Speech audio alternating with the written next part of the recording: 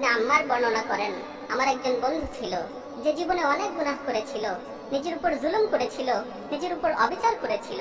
অতঃপর সে আল্লাহ তাআলার কাছে তাওবা করে। তাওবা করার পর থেকে আমি তাকে দেখতাম সে অনেক ইবাদত করত, অনেক নামাজ পড়তো, অনেক রোজা রাখতো, অনেক তাহাজ্জুদ করতো। হঠাৎ করে একদিন তাকে খুঁজে পাচ্ছিলাম না। আমি তার খোঁজে তার বাড়িতে গেলাম। আমি দরজায় গিয়ে আওয়াজ দিলাম, ভিতর থেকে তার মেয়ে বের হয়ে আসলো। আমাকে জিজ্ঞেস করলো, কাকে খুঁজছেন? তখন আমি বললাম, তোমার আব্বুকে যে বলো অমুক এসেছে। অতঃপর আমাকে ভিতরে আসতে বলা হলো। আমি ভিতরে প্রবেশ করলাম। আমি দেখলাম সে বাড়ির মাঝখানে শুয়ে আছে। তার চেহারা বিকৃত হয়ে গেছে, তার চোখগুলো বড় বড় হয়ে গেছে। তখন আমি তার এই অবস্থা দেখে বললাম, হে আমার ভাই, আমার ভয় হচ্ছে। হে আমার ভাই, তোমার এই অবস্থা দেখে আমার ভয় হচ্ছে। তুমি বেশি বেশি করে লা ইলাহা ইল্লাল্লাহ বলতে থাকো। এই কথা শুনে সে অনেক কষ্ট করে আমার দিকে তাকালো, অতঃপর বেহুশ হয়ে গেল।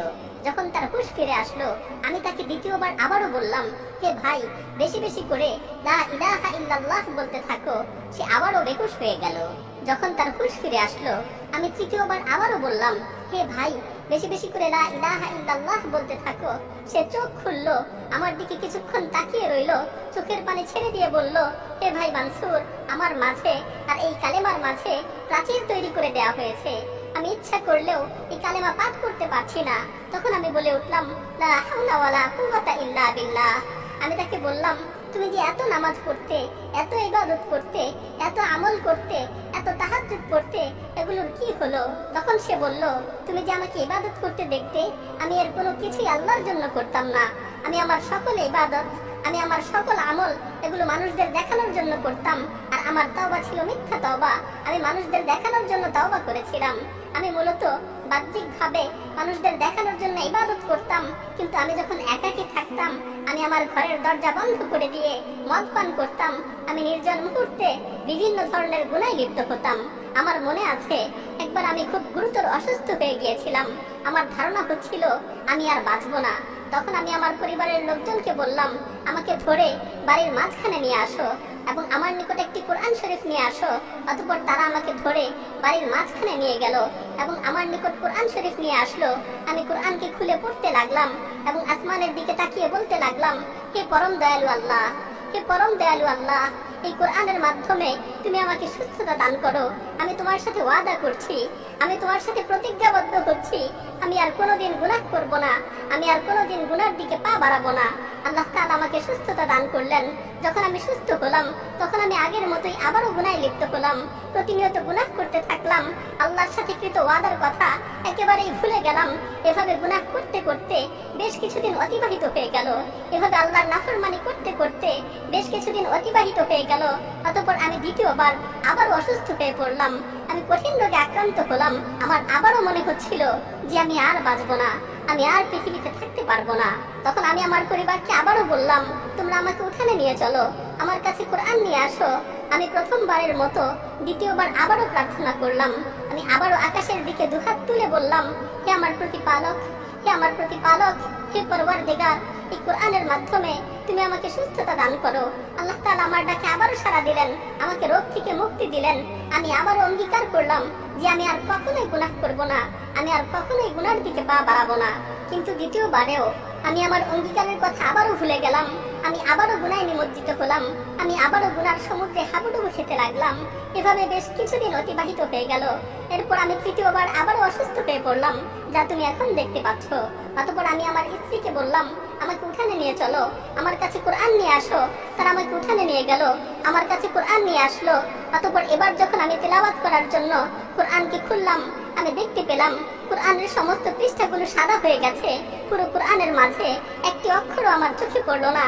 আমি বুঝতে পারলাম আসমান ও জমিনের অধিপতি আল্লাহ সুবহানাহু ওয়া তাআলা আমার উপর রাগান্বিত হয়েছেন। আসমান ও জমিনের অধিপতি আল্লাহ সুবহানাহু ওয়া তাআলা আমার উপর ক্রোধান্বিত হয়েছেন, কারণ আমি বহুবার তার সাথে ওয়াদা করেছি, বহুবার ওয়াদা ভঙ্গ করেছি। আমি বহুবার তার কাছে তওবা করেছি, বহুবার তওবা ভঙ্গ করেছি। তিনি আমাকে অনেকবার সুযোগ দিয়েছেন, কিন্তু আমি বারবার এই সুযোগের অপব্যবহার করেছি। আমি বুঝতে পারলাম যে আল্লাহ তাআলা আমার উপর রাগান্বিত হয়েছেন। তাই আমি আসমানের দিকে হাত তুলে বললাম, হে আল্লাহ, আমাকে এই বিপদ থেকে মুক্তি দাও। হে আল্লাহ, আমাকে এই বিপদ থেকে রক্ষা করো, আমাকে এই বিপদ থেকে উদ্ধার করো। আমি যখন এই কথাগুলো শেষ করলাম, আমি শুনতে পেলাম কেমন যেন আসমান থেকে আমাকে লক্ষ্য করে বলা হচ্ছে, তুমি যখন বিপদে পড়ো তখনই আমার কাছে আসো, আর যখন বিপদ শেষ হয়ে যায় তখন আবার গুনায় লিপ্ত হও। তোমাকে আমি কতবার বিপদ থেকে উদ্ধার করেছি, তোমাকে কতবার বিপদ থেকে রক্ষা করেছি, কিন্তু তুমি একবারও নিজেকে শুধরানোর চেষ্টা করনি। মানসুর ইবনে আম্মার বলেন, এই কথা শুনে আমি ক্রন্দন করতে করতে তার কাছ থেকে উঠে গেলাম।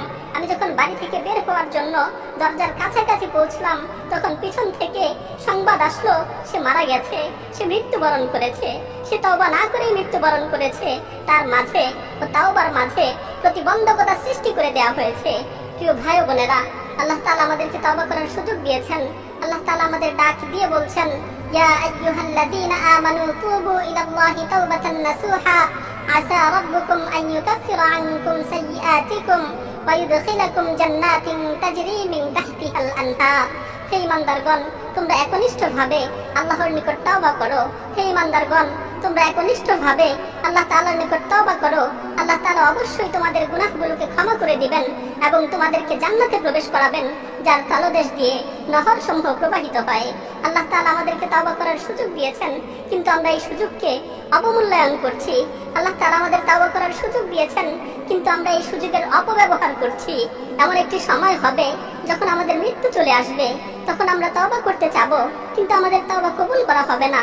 আল্লাহ তাআলা বলছেন, ওয়ালাইসাতিত তাওবাতু লিল্লাযীনা ইয়ামালুনাস সাইয়্যাত হাত্তা ইযা হাদারা আহাদাহুমুল মাউতু ক্বালা ইন্নী তুবতুল আন।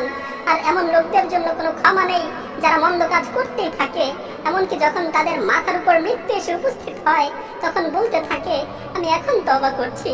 প্রিয় ভাই, আর দেরি নয়, আসুন এখনই তওবা করি, সুযোগ থাকতে তওবা করি, সুস্থ অবস্থায় আল্লাহর দিকে প্রত্যাবর্তন